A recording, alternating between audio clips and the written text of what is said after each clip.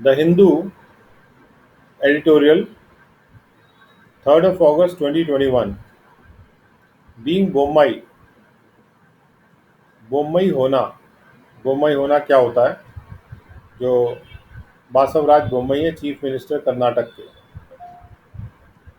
The new chief minister will have to strike a balance between conflicting interests. नए जो मुख्यमंत्री हैं कर्नाटक के, उनको एक बैलेंस बनाना पड़ेगा, जो आपस में भिड़ंत करते हुए इंटरेस्ट है उनके बीच में। The new chief minister of Karnataka, Basavaraj Bommai, has to reconcile several conflicting factors while appointing his council of ministers. जो नए चीफ मिनिस्टर है कर्नाटक के, जिनका नाम है बासवराज बोम्मई, उनको रेकनसाइल करना पड़ेगा, यानी कि आपस में सामंजस्य बैठाना पड़ेगा, एडजस्टमेंट करना पड़ेगा। जो कई आपस में भिड़ने वाले फैक्टर्स हैं, उनमें आपस में उनको एडजस्ट करना पड़ेगा जब वो काउंसिल ऑफ मिनिस्टर्स की नियुक्ति करेंगे। His predecessor B.S. Yediyurappa was ejected by the BJP High Command that wants a new start in the state. उनसे पहले जो चीफ मिनिस्टर थे B.S. येदियुरप्पा, उनको बीजेपी की हाई कमांड ने बाहर निकाल दिया था, जो ये चाहती है कि इस राज्य में एक नई शुरुआत की जाए। The new chief minister is seen as aligned to mister Yediyurappa and both belong to the Lingayat community that is strong numerically and economically. जो नए मुख्यमंत्री हैं, उनको ऐसे देखा जा रहा है कि वो मिस्टर येदियुरप्पा से की तरफ जो है वो उनका झुकाव है और उनसे जुड़े हुए हैं। और ये दोनों जो है लिंगायत समुदाय से आते हैं, जो कि मजबूत भी है और उनका नंबर भी ज़्यादा है, और मजबूत नंबर में भी ज़्यादा है, और आर्थिक रूप से भी ये समुदाय मजबूत है। Mister Yediyurappa's heyday might be behind him, but he continues to hold significant sway among the voters. हो सकता है कि मिस्टर येदियुरप्पा के जो बढ़िया दिन थे वो अब पीछे चले गए हैं उनके, लेकिन वो अभी भी एक महत्वपूर्ण उनकी धाक बनी हुई है वोटर्स के बीच में। उनका एक तरह से कंट्रोल है वोटर्स के बीच में। Given the circumstances, the challenge before Mr. Bommai is to strike a balance between the imperatives of change and continuity. इन परिस्थितियों को देखते हुए जो समस्या है, जो चुनौती है मिस्टर बोम्मई के सामने, वो ये है कि कैसे बैलेंस बनाया जाए, जो कि चेंज और कंटिन्यूटी, बदलाव और निरंतरता के बीच में कैसे बैलेंस बनाया जाए। ये बदलाव और निरंतरता दोनों ही जरूरी हैं, इम्पेरेटिव्स हैं, लेकिन इनके बीच में बैलेंस कैसे बनाया जाए। Mister Yediyurappa had little moral scruples in pursuing political power, and BJP rode on his shoulders until recently. Mister Yediyurappa में जो नैतिक मूल्य थे, उनकी बहुत कमी थी। उनके बहुत कम नैतिक मूल्य थे जब वो राजनीतिक पावर का अनुसरण कर रहे थे, और बीजेपी उनके कंधों पे सवार होके चल रही थी अभी हाल तक। But the baggage that came with it has been heavy. लेकिन उस कंधों पे सवार होने के साथ साथ जो सामान आ गया था बीजेपी के पास, वो भारी पड़ रहा था उनके लिए। He masterminded large-scale defections from the Congress and the Janata Dal S to aggregate an assembly majority for the BJP that it had not won in the election. Mister Yediyurappa ने एक बहुत ज़्यादा मात्रा में डिफेक्शंस को ऑर्गेनाइज किया था, mastermind थे उसके वो। उन्होंने अपना दिमाग लगा के कांग्रेस से डिफेक्शन कराए थे, यानी कांग्रेस पार्टी से जो उनके जो लीडर्स हैं उनको अपने यहाँ मिला लिया था, और जनता दल एस से भी उन्होंने किया था। और इस प्रकार से उन्होंने एक ऐसी असेंबली को इकट्ठा कर दिया था, असेंबली में मेजॉरिटी को इकट्ठा कर दिया था बीजेपी के लिए, जो कि बीजेपी ने इलेक्शन में नहीं जीती थी, डिफेक्शन करके उनको मेजॉरिटी मिल गई थी। Allegations of nepotism and corruption shadowed his tenure. उन पे इल्ज़ाम लगे नेपोटिज्म के, यानी कि अपने रिश्तेदारों को सपोर्ट करने के, और करप्शन के इल्ज़ाम लगे थे, और इससे उनका जो कार्यकाल था वो शैडो हो गया था, उस पर छाया पड़ गई थी। The steadfast support that he enjoyed among the Lingayats, who remained the backbone of the BJP's social base in Karnataka, was intimidating for the party central leadership. Lingayat community के बीच में जो एकदम ना हिलने वाला सपोर्ट वो जो एंजॉय कर रहे थे, जो लिंगायत कम्युनिटी समुदाय बीजेपी के जो सामाजिक बेस था उनका, उसके लिए एक बैकबोन बन गया था, रीढ़ की हड्डी बन गया था कर्नाटका में, यानी वही उनका मजबूत सपोर्ट था। ये सपोर्ट जो एंजॉय कर रहे थे मिस्टर येदुरप्पा, वो पार्टी के लिए बहुत ही इंटिमिडेटिंग था, यानी पार्टी के लिए वो थोड़ा सा डराने वाला था, पार्टी की सेंट्रल लीडरशिप के लिए। And when it finally managed to effect a change, it ensured that the baton was handed over to his nominee and not to any of his many detractors in the party. और इसलिए जब finally party ने एक change लाने का प्रबंधन कर दिया, तो पार्टी ने ये सुनिश्चित किया कि जो बैटन है वो उन्हीं के नॉमिनी के पास जाए, यानी येदियुरप्पा के ही आदमी के पास जाए, और उनके किसी डिट्रैक्टर के पास, जो उनसे दूर जाते हैं, उनके खिलाफ हैं, उनके पास ना जाए पार्टी में, क्योंकि अभी भी उनकी साख बनी हुई है। Mr. Bommai has to demonstrate to the Lingayats that he is one among them while trying to reach out to other communities and expand the party's base. Mister Bombay को ये प्रदर्शित करना है लिंगायत कम्युनिटी के लोगों को कि वो उनमें से ही एक हैं, जबकि साथ साथ उनको दूसरे समुदायों के पास भी जाना है और पार्टी का बेस भी बढ़ाना है, केवल लिंगायत के साथ जोड़ के नहीं रहना। He has to balance various interest groups within the Lingayats. लिंगायतों के अंतर्गत भी उनको कई जो इंटरेस्ट ग्रुप है उनको भी आपस में बैलेंस करना है। He has to shake off the debris of the past without earning the wrath of Mr. Yediyurappa. जो पास्ट की डेबरी है, डेबरी मतलब जो कूड़ा करकट, जो बेकार का सामान है पार्टी में, उनको उनसे अलग होना है बिना मिस्टर येदियुरप्पा का गुस्सा प्राप्त किए, क्योंकि हो सकता है मिस्टर येदियुरप्पा ने बहुत से ऐसे कूड़ा करकट भर रखा हो पार्टी में जिसको हटाना जरूरी है। He has to demonstrate a capacity to govern better than his predecessor, but keep various factions and interest groups that held sway during the previous regime happy. उनको ये डिमॉन्स्ट्रेट करना है कि उनके अंदर एक कैपेसिटी है, काबिलियत है कि वो उनके जो पहले थे मिस्टर येदियुरप्पा, उससे ज़्यादा बेहतर गवर्नेंस कर सकते हैं, लेकिन साथ साथ उनको अलग अलग जो ग्रुप्स हैं और जो टुकड़ियां हैं, फैक्शंस हैं, उनको भी सबको जो कि पिछले रिजीम में कंट्रोल में थे उनको खुश भी रखना है। He has to deliver on the priorities of the BJP High Command on the one hand and also balance his known personal convictions with the requirements of Hindutva politics, into which he converted as late as 2008 at the age of 48. उनको BJP high command के जो प्राथमिकताएं हैं उन पर भी deliver करना है एक तरफ तो, और अपने खुद के जो पर्सनल उनके कन्विक्शंस हैं, जो जिनके बारे में सब लोग जानते हैं, नॉन पर्सनल कन्विक्शंस, पर जिसके बारे में उनका मन मजबूत है, उसके उन चीज़ों को भी बैलेंस करना है हिंदुत्व पॉलिटिक्स के रिक्वायरमेंट्स के साथ, क्योंकि हिंदुत्व पॉलिटिक्स में वो कन्वर्ट हुए थे 2008 में, 48 साल की उम्र में, यानी काफ़ी ज़्यादा उम्र में कन्वर्ट हुए थे हिंदुत्व पॉलिटिक्स की ओर। इसका मतलब है कि उनके कुछ पर्सनल कन्विक्शंस हैं जो हिंदुत्व पॉलिटिक्स से फ़र्क है। तो अपने पर्सनल कन्विक्शंस को उनको हिंदुत्व पॉलिटिक्स की ज़रूरतों के साथ भी बैलेंस करता है। Mister Bommai spoke about his father and former Chief Minister S.R. Bombai's principal politics that he said was inspired by left leader M.N. Roy,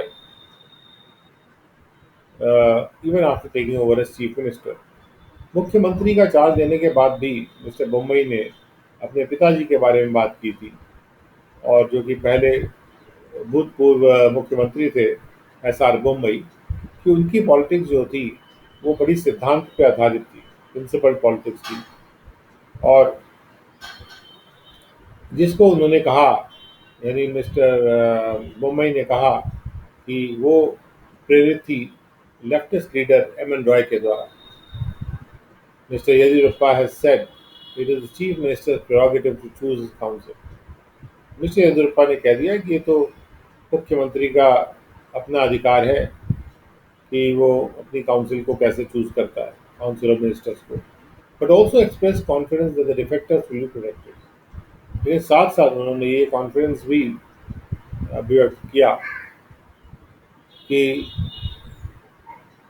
जो डिफेक्टर्स हैं, यानी जो डिफेक्ट करके कांग्रेस वगैरह से आए हैं, उनको भी प्रोटेक्ट किया जाएगा, बचा के रखा जाएगा।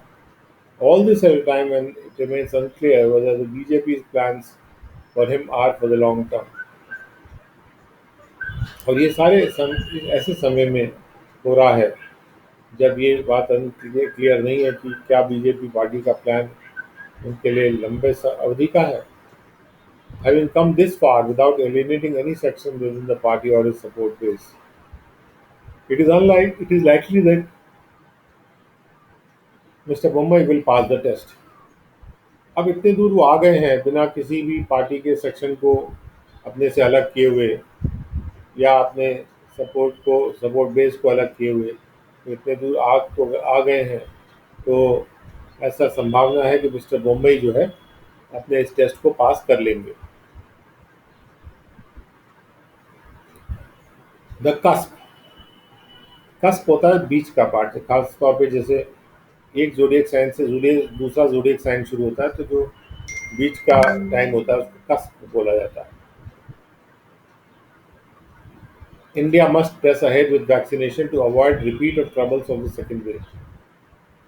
भारत को वैक्सीनेशन के साथ आगे प्रेस करना चाहिए, दाब के आगे बढ़ना चाहिए, जिससे कि जो मुश्किलें, जो परेशानी आ गई थी सेकेंड वेव की, वो फिर से उनका रिपीट होना अवॉइड किया जा सके। August has begun on a disconcerting note in India's coronavirus history. Bharat के कोरोना वायरस की कहानी में अगस्त का महीना एक दिमागी रूप से हिला देने वाला स्वर जो होता है उसके रूप में शुरुआत उसकी हुई है। The 7-day weekly average of cases hovers around the psychologically important 40,000 mark. 7 दिन की जो सालाना औसत है नए केसेस की, वो मंडरा रही है करीब करीब, जो साइकोलॉजिकली महत्वपूर्ण मार्क है 40,000 का, वही मंडरा रही है। And there is an uptick in daily new cases, और रोज़मर्रा के जो नए केसेस हैं उनमें वो ऊपर की तरफ जा रहे हैं। With the latest numbers little over 41,000, क्योंकि बिल्कुल हाल के नंबर्स हैं, वो थोड़ा 41,000 से ज़्यादा है। A major concern that has assumed national proportions is the trajectory of cases in Kerala. एक जो बड़ी चिंता है, जो कि राष्ट्रीय जिसने राष्ट्रीय आकार ले लिया है, वो है कि केरला में केसेस किस तरह से बढ़ रहे हैं। ट्रेजेक्ट्री क्या है केसेस की, यानी केसेस का जो नए केसेस का नंबर है उसका ग्राफ किस डायरेक्शन में जा रहा है या कौन सा रास्ता अपना रहा है।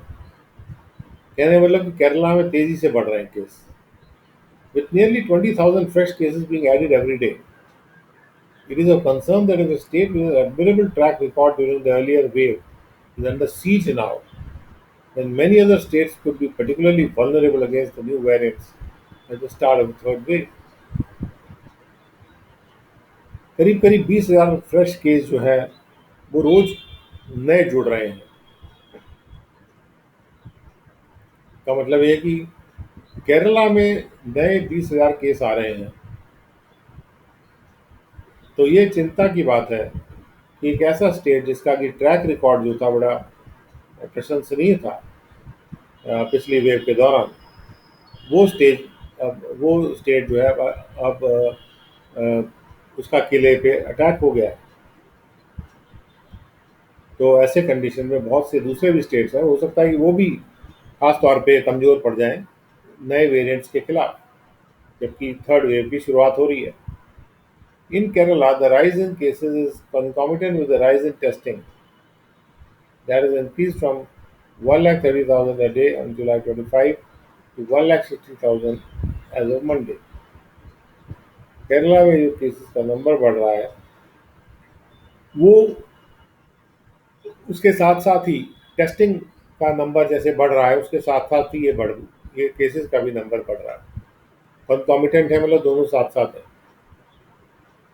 तो टेस्टिंग जो कि बढ़ गई है, 1,30,000 एक दिन में जो हो रहे थे जुलाई 25 को, वो बढ़ के अब 1,62,000 टेस्टिंग हो रही है जो Monday, as of Monday, indicating that the infection may be rapidly spreading. और ये बात ये इंगित करती है कि हो सकता है कि संक्रमण बड़ी तेजी से फैल रहा हो। Nearly 11 states are now showing a weekly increase in cases. Kerala is not the only point of concern. करीब करीब 11 राज्य हैं जो कि अब हर वही हफ्ते में नए केसेस का नंबर बढ़ता हुआ दिखा रहे हैं। और केरला ही एक चिंता का पॉइंट नहीं है केवल। The national situation has prompted the health secretary to write to states that all districts reporting a positivity rate of more than 10% in the last few weeks ought to consider strict restrictions to curtail the movement of people and formation of crowds to prevent the spread of infection. जो राष्ट्रीय स्थिति है उसमें भारत के health secretary को ये prompt किया है कि उससे प्रेरित किया है कि वो स्टेट्स को चिट्ठी लिखें कि जितने भी डिस्ट्रिक्ट्स हैं, जितने भी ज़िले हैं जो कि 10% से ज़्यादा पॉजिटिविटी रेट दिखा रहे हैं, यानी जितने लोग टेस्ट होते हैं उसमें 10% पॉजिटिव हो जाते हैं पिछले कुछ हफ्तों में, उनको ये कंसिडर करना चाहिए कि स्ट्रिक्ट रुकावटें लगानी चाहिए जिससे कि लोगों का मूवमेंट में रोक लगाई जा सके, कटेल मूवमेंट लोगों का जो है एक जगह से दूसरे जगह जाना जो है तो उस पर रोक लगाई जा सके, और क्राउड के फॉर्मेशन पे रोक लगाई जा सके जिससे कि इस संक्रमण को बढ़ने से रोका जा सके। Apart from Kerala, these include Maharashtra, Karnataka, Tamil Nadu, Orissa and Assam, Mizoram, Meghalaya, Andhra Pradesh और मणिपुर। केरला के अलावा इन स्टेटों ये भी स्टेट्स शामिल है जिसमें कि नंबर बढ़ रहा है। Indian Council of Medical Research has also expressed concern that 46 districts are showing more than 10% positivity, while another 53 districts are showing a positivity between 5 and 10%. India's positivity rate is around 5%. जो ICMR है उसने ये चिंता व्यक्त की है कि 46 district ऐसे हैं जो कि 10% से ज़्यादा पॉजिटिविटी दिखा रहे हैं, जबकि और भी 53 डिस्ट्रिक्ट हैं जो कि 5 से 10% की पॉजिटिविटी दिखा रहे हैं। भारत की जो पॉजिटिविटी रेट है कुल मिला के वो 5% के आसपास है, इस रेट है। और that could well descend into a runaway climb in serious infections if unchecked, और ये एकदम गिर सकता है, मतलब स्थिति गिर सकती है कि एक दौड़ के सीरियस इन्फेक्शंस का नंबर बढ़ जाए अगर इस पर रोक नहीं लगाई गई। The ICMR's flag waving comes in the context of the agency's fourth national serology survey, finding that nearly 40 crore Indians likely lacked antibodies to the virus and were particularly vulnerable. ये ICMR जो flag wave कर रहा है, झंडा फहराने की indication दे रहा है। फ्लैग वेविंग मतलब किसी कॉशन को, सतर्कता को इंडिकेट करना, सतर्कता की ज़रूरत है। ये ऐसे कॉन्टेक्स्ट में आ रहा है ऐसे संदर्भ में आ रहा है कि जहाँ पे एजेंसी का यानी ICMR ने जो चौथा नेशनल राष्ट्रीय सेरोलॉजी सर्वे है, जो वायरस पे सर्वे किया जाता है, उसमें ये पता लगाया है, फाइंडिंग उसकी फाइंडिंग आई है कि करीब करीब 40 करोड़ भारतीय ऐसे हैं जो कि संभावना है कि उनमें एंटीबॉडीज़ की कमी है इस वायरस के प्रति, और वो खास तौर पे कमज़ोर हैं। On its own, the rise in the infections would have been less of a concern had a substantial number of Indians, particularly those over 45, been double vaccinated. और अपने आप में जो ये इन्फेक्शन बढ़ रहे हैं, ये ज़्यादा चिंता का कम चिंता का कारण होते अगर बहुत ज़्यादा लोग जो भारत में भारतीय लोग हैं, ख़ास तौर पे जो 45 के ऊपर हैं, वो अगर डबल वैक्सीनेट हो गए होते तो ये कम चिंता का विषय होता अपने आप में, जो इन्फेक्शन का बढ़ना है। As in previous waves, the elderly continue to be the most vulnerable. जैसे पिछली वेव में भी हुआ था, जो एल्डरली हैं यानी ज़्यादा उम्र के लोग हैं, उम्र दराज लोग हैं, वो बने हुए हैं सबसे ज़्यादा कमज़ोर, यानी उन पर जल्दी वायरस का अटैक हो सकता है। Nearly 80% of the mortality was from these vulnerable age groups. करीब करीब 80% जो मॉर्टेलिटी यानी जो डेथ्स हुई थी, वो इसी वल्नरेबल एज ग्रुप में से हुई थी, कमज़ोर एज ग्रुप से हुई थी। And only 11% of the eligible adult have been fully vaccinated. और जो एलिजिबल हैं एडल्ट्स, उनमें से केवल 11% ऐसे हैं जो अभी तक पूरी तरह से वैक्सीनेट हो पाए हैं, which means significant numbers of the population are yet to get sufficient protection. जिसका मतलब ये है कि महत्वपूर्ण नंबर है पॉपुलेशन के जिनको अभी भी पर्याप्त प्रोटेक्शन प्राप्त होना है। India has so far administered 47 crore doses. अभी तक भारत ने 47 करोड़ डोज लगा दिए हैं since the beginning of the vaccination drive in January, जब से वैक्सीनेशन ड्राइव जनवरी में शुरू हुआ था। The centre has said it will vaccinate all the adults. Centre ने कहा है कि वो सारे एडल्ट्स को वैक्सीनेट करेगा, जो कि 94.4 करोड़ है अप्रॉक्सीमेटली, और इस साल के अंत तक हो जाएगा। This target requires a daily inoculation of 90 lakh to 100 lakh doses per day। और ये जो टारगेट है, इसके लिए ज़रूरी है कि हर दिन 90 लाख से 100 लाख, जो यानी 1 करोड़ लोग डोजेज जो हैं रोज़ लगाई जाएं। For most of July the average inoculation have range from 30 to 60 lakhs. ज़्यादातर जुलाई के महीने में जो औसत वैक्सीनेशन है, इनोकुलेशन है, वो 30 से 60 लाख के रेंज में रहा है एक दिन का। States whose districts are most vulnerable ought to be given preference। वो स्टेट जिनके की ज़िले ज़्यादा कमज़ोर हैं, जल्दी पकड़ ले रहे हैं वायरस को, उनको प्राथमिकता देना आवश्यक है। And there should be accelerated campaigns to double inoculate the elderly. और और तीव्र मुहिम होनी चाहिए जिससे कि हम ज़्यादा उम्र वाले लोगों को जो डबल डोज है वैक्सीनेशन की, वो दे दें। Every effort should be made to break the link between infections and hospitalization and deaths। हर तरह से कोशिश की जानी चाहिए कि जो जो जो जुड़ाव है इन्फेक्शंस के बीच में, संक्रमण के बीच में, और हॉस्पिटलाइजेशन और मृत्यु के बीच में, वो जो लिंक है वो टूटे।